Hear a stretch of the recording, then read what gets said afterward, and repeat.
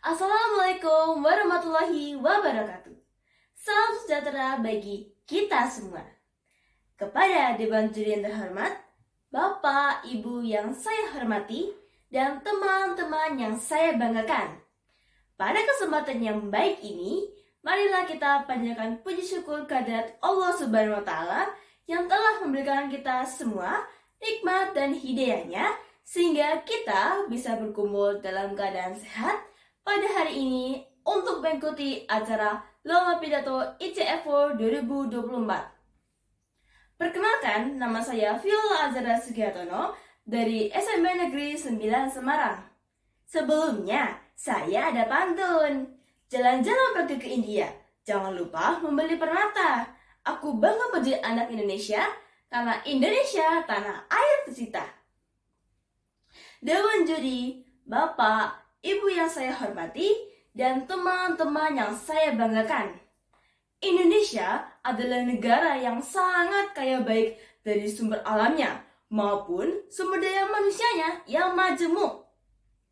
Terdiri atas sekitar 16.771 pulau, Indonesia memiliki beragam suku bangsa dan beragam bahasa daerah. Beragam ras juga dapat ditemukan di Indonesia, di antaranya Australoid Barat, Australopithecus Mongoloid, Negroid, Proto-Melayu, dan sebagainya.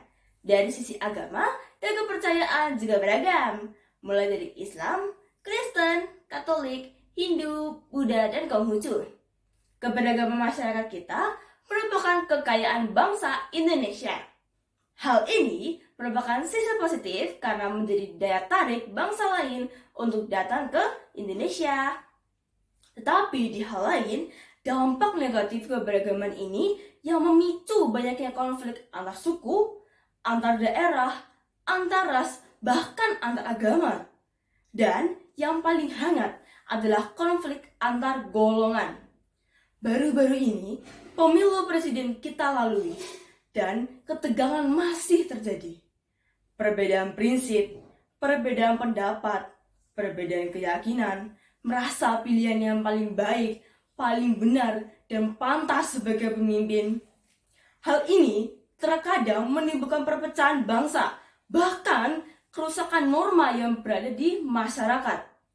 Perbedaan tersebut dapat menjadi salah satu faktor penyebab masalah, seperti putusnya persahabatan, perkelahian antar kampung, perkelahian antar pelajar, bahkan perkelahian antar kelompok politik.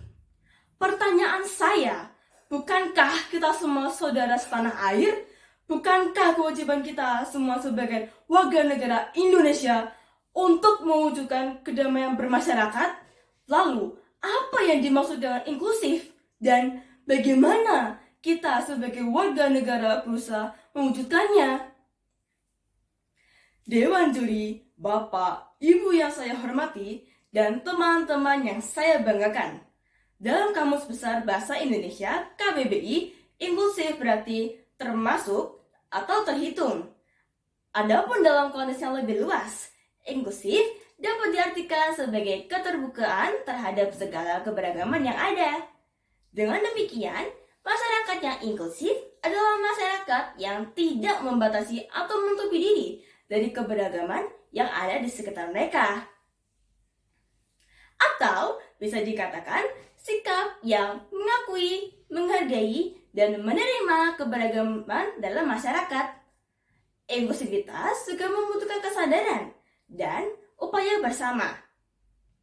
Untuk mewujudkan masyarakat yang inklusif, kita harus mulai keterbukaan dari diri kita sendiri. Kita harus belajar untuk tidak hanya toleransi, tetapi juga empati terhadap pengalaman dan perasaan yang diterima oleh orang lain. Kita sebagai masyarakat sosial dapat mempraktikkan inklusivitas dengan lebih terbuka terhadap perbedaan dan bersedia mendengar perspektif baru.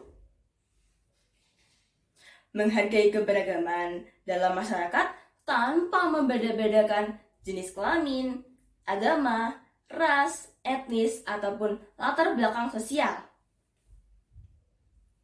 Dewan Juri, Bapak, Ibu yang saya hormati, dan teman-teman yang saya banggakan. Sebagai contoh tindakan untuk seorang siswa seperti saya, kita bermain dengan teman sebaya tanpa membeda-bedakan agama dan latar belakang sosial.